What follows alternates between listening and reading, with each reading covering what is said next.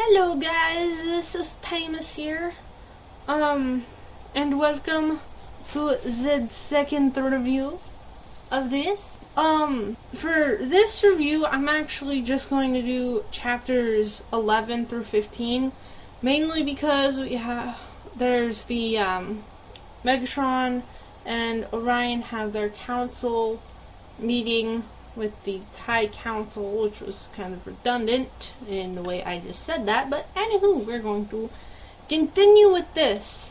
Chapter 11! I liked all of what I read, basically. So, you got Soundwave and his two mini-cons, Rumble and Frenzy. They go looking in Crystal City for the Matrix, and, they're lurking down beneath the city in like the scientific cast, and, all sorts of different stuff going on, and a lot of danger signs and cut off corridors and rooms. And Soundwave, that is actually pretty interesting, but he has direct orders for Megatron to go and look for the Matrix.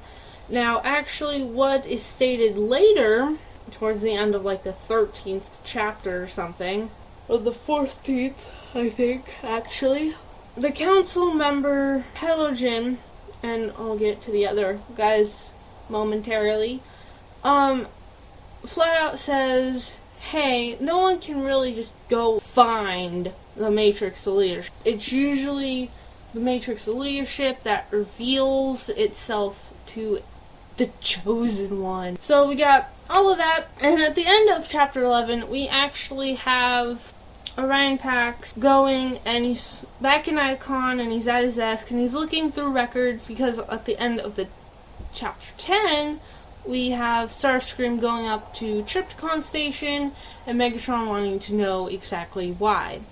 So he asks Orion, hey, since you got all these connections, all these files and stuff, can you check this out? So he's going and he's doing that. And there are very few records on Trypticon Station. And so he goes in, talks to Alpha Trion, trying to make it seem like he's not actually trying to figure out information for Megatron. Now that basically everyone knows that they're freaking associated with each other. And basically just, asks, hey, what's up with this? And, basically at the end of the Cybertronian War, previous to what is coming up now, way back when, Trypticon Station had actually been recreated. Why recreate them? Why give them a spark? And so he's finding out, he went to Alpha Trion, and he's like, ask the Seekers that are set on guard duty on Trypticon Station, yes, said Alpha Trion, ask them what they know. Starscream, FYI, command that whole thing with them guarding Trypticon Station up there and whatnot. And so he starts wondering, like, between him and Megatron, he never liked keeping secrets. It made him uncomfortable, but also he was all honest enough to admit this. He knew that if he had secrets with keeping, he was more than just a data clerk in Icon's Hall of Records. And there's just a couple emphasis words I wanted to read to you guys. Great events find great Cybertronians, and other times great events make great Cybertronians. And I was wondering which is happening now. Touché. So that is basically the end of chapter 11, and so yeah, let's get into chapter 12 when the juicy stuff happens. We got, backstage before the council meeting. And then right smack dab at the beginning of chapter 13, it starts, and you got Megatron, spilling out, his very short version of his life story, basically. In the beginning, I had no name and whatnot. So, in chapter 12, it's just describing stuff, and he gives Megatron a little advice. Orion Pax laughed. It's been a long time since you were just a Gilder. Maybe it's time to start pretending you're simple and naive. When you walk into the council chamber, you need to present yourself as the leader of a legitimate movement. If they think you're just a Gilder, they will cut you off in a nail click, and you will never get a second chance. And so he's like, I can count on you for advice. I will think this over. Can I count on you to speak for me? yes, you can count on me to advocate what I know we both believe, and yada yada. And then it starts, explaining and, descripting the council chamber and all of that stuff, which actually is pretty cool. The way I've always pictured it was like when you have like the flashbacks and stuff, kind of like in War for Cybertron and Transformers Prime, when it gives, a little bit of, actual flashback images where Orion Pax is there, like, talking to the council members on their big pedestals, and you got really ticked off Megatron over in the corner, which is basically what it looked like. And I remember seeing that image, and I know I've seen it like 5 times at least, and it's been a while since the last time I have seen that image. But, that's just kind of how I picture it in my mind, except with, like, how they're looking in, like, War for Cybertron, and, trying to make it all real-life animated in my head and whatnot, which is actually kind of cool. The main council members that we are introduced to are Halogen. Again, I'm sorry if I'm pronouncing this wrong. It doesn't really give the dictionary advice of, parentheses, how the heck to say it. Halogen, which is pretty much the High Counselor right now. Gruntlet, Drivetrain, Sigil, Ratbat, and Contrail. And though that actually is only 6, and it's actually in here, it's said to be 13 pedestals and 13 people for like to represent the 13 original primes. So, but those are the only ones that we are introduced to, or at least I am, if you guys haven't actually read the story. And so, yeah, we got all our backstory, then we have where the council meeting ends in chapter 12. The way they actually do this is, or the way he does it, I'm not sure if I'm going to actually read this part or not. It's basically when Orion Pax comes up and, his little speechy thing. Hold on. So I don't know if I'm actually going to read that. If I do, there will be a cut where it just goes straight to me reading it. He had no idea how to begin, so he began simply. Fellow Cybertronians, members of the council, hear me. Megatron speaks harshly but true. He has seen the truth of life from many Cybertronians whose lives are all too often invisible. And if he is angry, it is anger born of love for an ideal and spark deep pain at our failure of that ideal. The recent attacks were savage and inexcusable, yet they were only symptoms.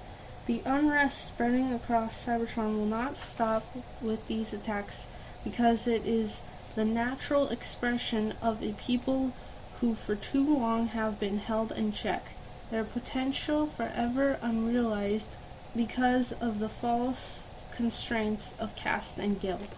It is natural for a being born with spark to know that it should be free, and it is natural that Cybertronians who are born to change from one form to another should want to be able to change the roles within Cybertronian society as a whole. If castes and guilds fight change, they fight their own nature, and the nature of Cybertron itself. The absence of change is not stability, it is entropy. Only dead things stay the same. No Cybertronian is simply the mechanical sum of his parts. From the smallest minicon to the mightiest combiner, from the simplest data professor to the scientists who teach us the laws of the universe. Each of us contains a living spark that makes us who we are, not simply what we are. The spark within us awakens us to the possibility of freedom. It makes us alive to the idea that we might choose what we shall become, as each of you did, counselors. Why should we not? One bot's freedom can never be given or taken away by another. This goes against the very nature of the spark, the very nature of Cybertron itself. In the past, in times of great need, noble Cybertronians rose to become prime and lead our civilization out of crisis. Most recently, Sentinel Prime, once one of this chamber's honorable elite guard, united all Cybertronians against a dire threat. High Counselors fought alongside smelters and data clerks then, to drive off an invader. What did this invader want? To enslave us, to turn us into property, to deprive us of our fundamental spark-given right of self-determination. Have we driven the Quintessens off only to enslave ourselves by casting guild? And will we crush this new movement towards freedom, sacrificing freedom for order? I say no. Order achieved through force can never be true peace. There can be no true peace through tyranny. The time has come for all Cybertronians to be united again, and I say we need a new prime to unite us. We do not need a prime who moves us as if we were parts of a great machine, who demands that we be drones and slaves as the price of a peace that is only stasis. The guild masters and keepers of the caste do that more than adequately, and look where they have gotten us. Cybertron needs a leader of the free, a prime who recognizes that all Cybertronians are autonomous robots, owned by no one but themselves, masters of their own fates. I will say again, autonomous robots.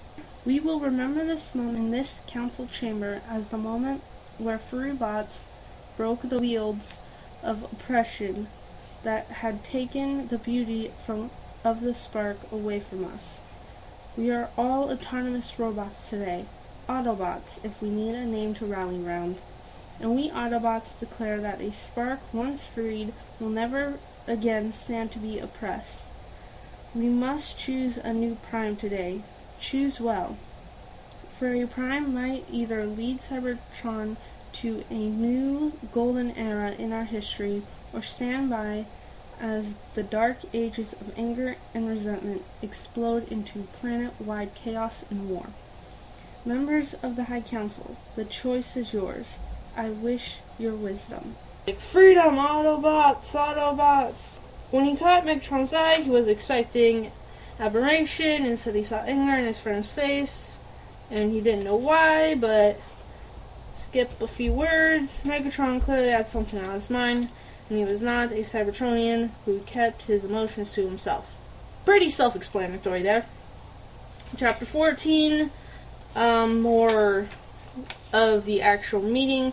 If you guys want me to actually break just the audience with the High Council and just really break it down, read more from the book, definitely read through Optimus' speech, maybe read through some of what Megatron and the Council says and how, that whole thing goes. Okay, I gotta read this a little bit because, frankly, it's funny. Okay. Halogen leveled his javel at Orion Pax and Megatron. Yes. Megatron said softly, but so softly that Megatron wasn't quite certain that he heard. And then Halogen said, Orion Pax, upon you we place the quest for the Matrix of Leadership. Orion Pax could not believe that they might be saying what it seemed they might be saying. Excuse me? Just the fact that all the what? The Matrix of Leadership is yours to seek. Because from this moment forward, and said Halogen in a voice that filled the chamber over the astonished outburst of the gallery, you are Optimus Prime. Unite Cybertron and all of the Cybertronians.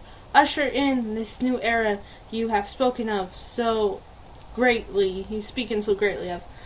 Just in case you actually do want to know what this word is, it's spelled ELOQUENTLY. So if you're just watching this and you jot that down on a piece of paper, that's going to look like a really seriously messed up word. Google that. Post in the comments what the heck that means. I'm pretty sure I already know what it means, but what the heck. The Archivist knew, Orion Pax saw it. Basically, Alpha Trion Archivist went and gave advice to the High Council saying, hey, new Prime, and, if in Orion Pax's speech, hey, get back here, Flipmark. He basically says, hey, we need a new freaking Prime, because Sentinel Prime is just sitting on his butt like a lazy person, or bot.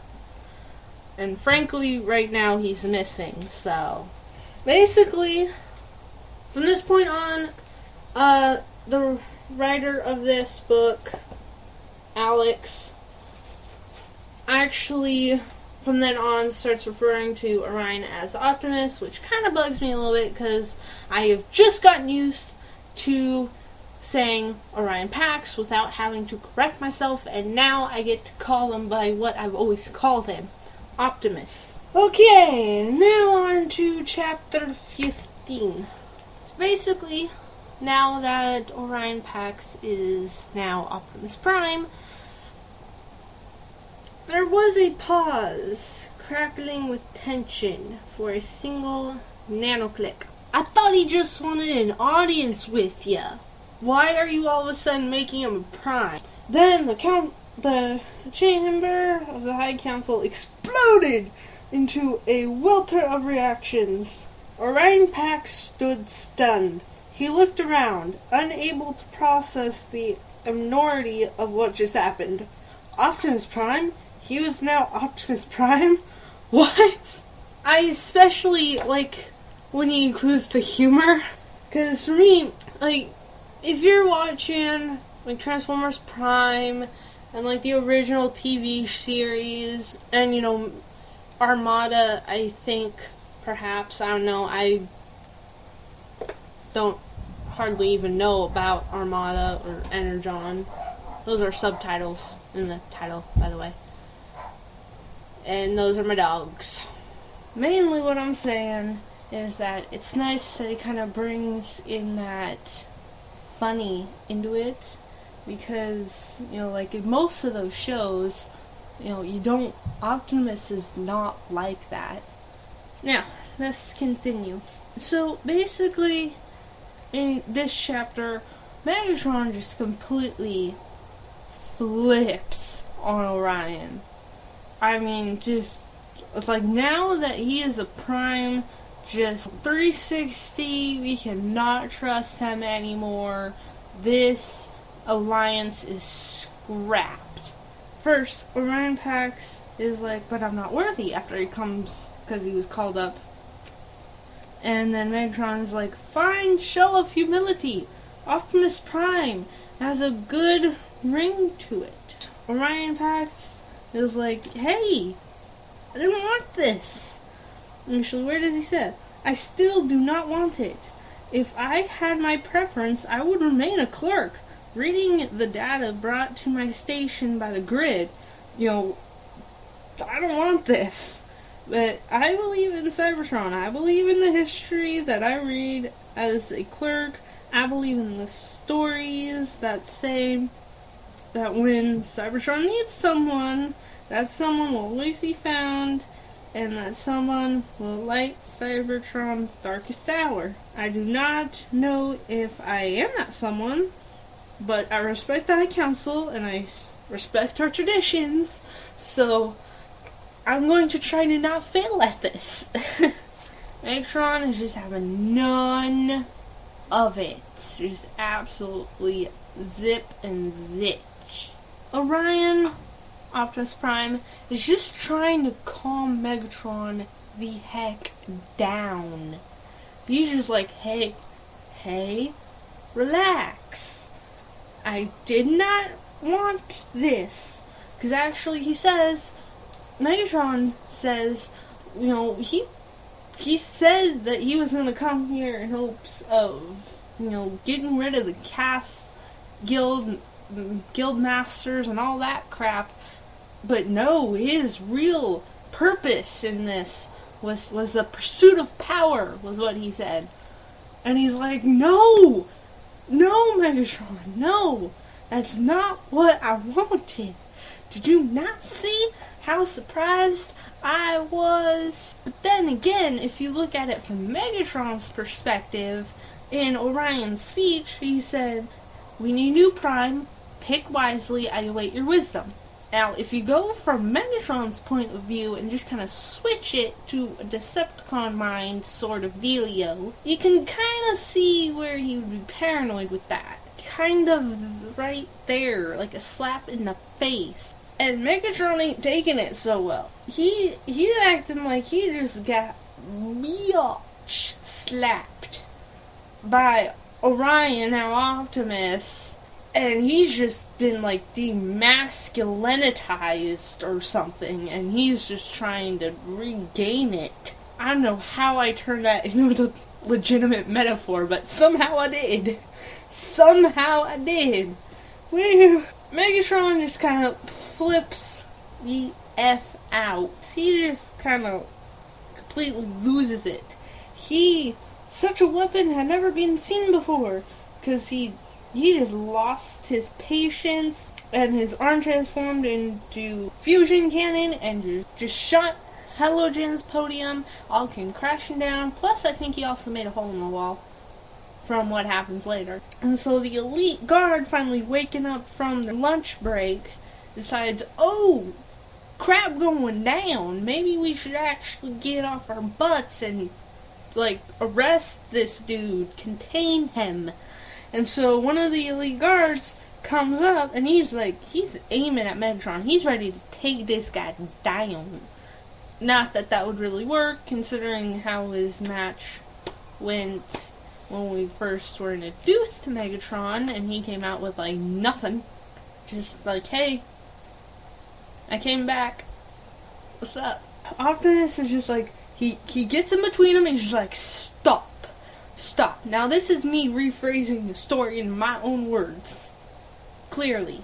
And he's just stop. If every armed bot in the chamber let go at once, he thought this chamber would not freaking survive. And he's you will not fire on him. Not in the council chamber. If I am a prime, and I command this, you must obey. Obey me. The guard hesitates and puts down his weapon.